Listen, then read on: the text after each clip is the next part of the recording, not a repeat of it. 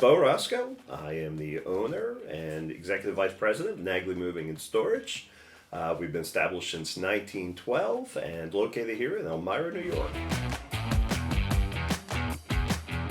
When we got here in 2015, seeing that the industry was very old school, where Atari was a breakthrough, we realized that we needed a system where we needed to get on a path where we created better visibility and more efficiencies.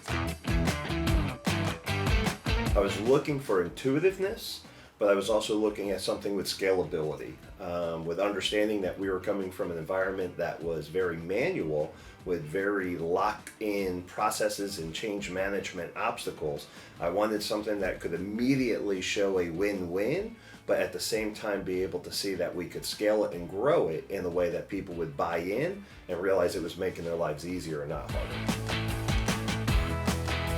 It was the whole ecosystem, from how their leadership worked to what their software was doing, and their ability to be so nimble and be able to pivot as they were self-discovering what they wanted to be, really listening to what we needed. So that coalition between not just being a vendor, but being a partner really stood out and helped us to buy into the product even more.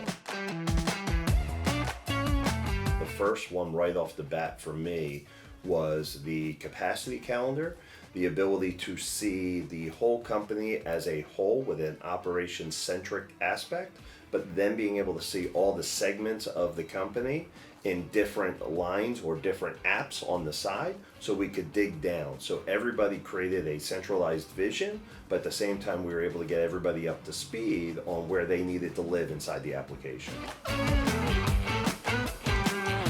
So we probably took a more conservative approach because of the change management obstacles, where we phased in Supermove to where the easy low-hanging fruit wins were, and as we continued down the path of implementation, we sunsetted our old software till we were fully engaged with Supermove. So it probably took us about 90 to 120 days, but we systematically phased it in so we didn't have a lot of disruption.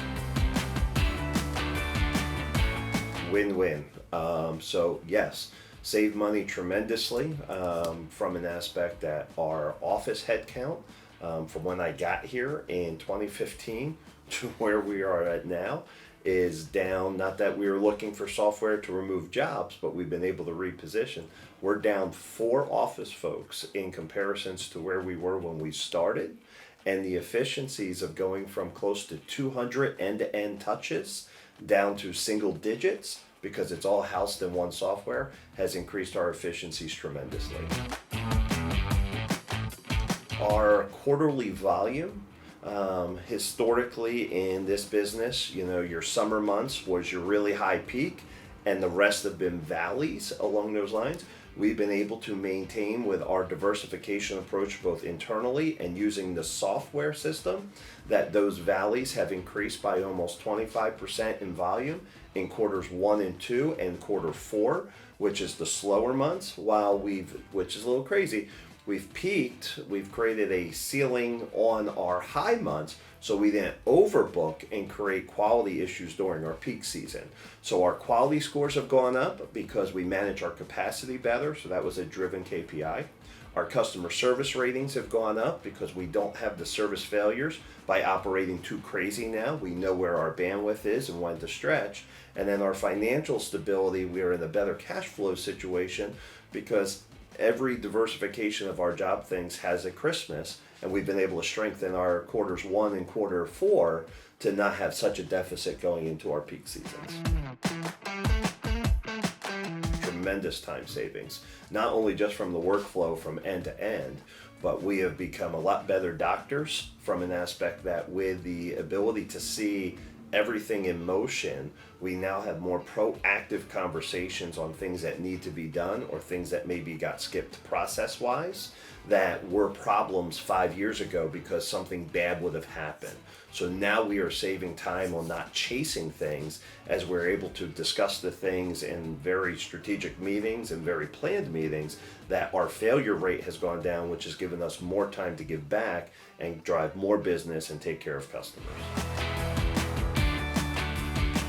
Yeah, I mean, it's a great question. It's cool That's why it's delight. So we still have some other aspects where you still have some people that like the Atari, and that's okay.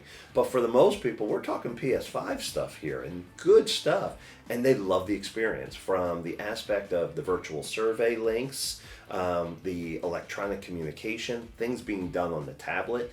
It makes sense. This is how they already live their life. This is the consumer experience that they're already experiencing elsewhere. So we are now just another piece to the environment they're already used to, and not this antiquated way of doing things during a stressful time.